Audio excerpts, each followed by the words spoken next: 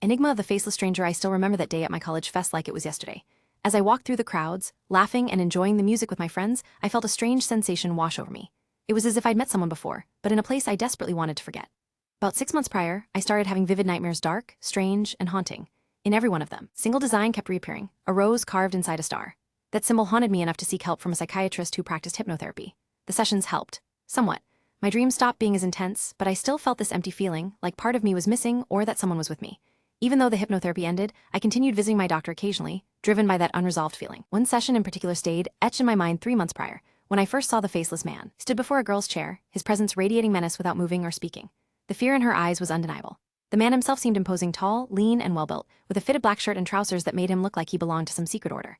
Though I couldn't see his face, the dread in my chest spoke volumes. My psychiatrist said he'd seen cases similar to mine before, where patients saw symbols, dreamed of strangers, or carried traumas from unknown origins. Some moved on while others begged to forget, and a few found the truth.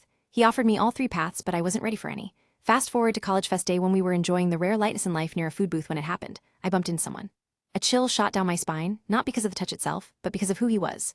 The faceless man's back was all I saw, muscular, tall, familiar yet unfamiliar all at once. Turned to look at his face, but he wasn't there anymore.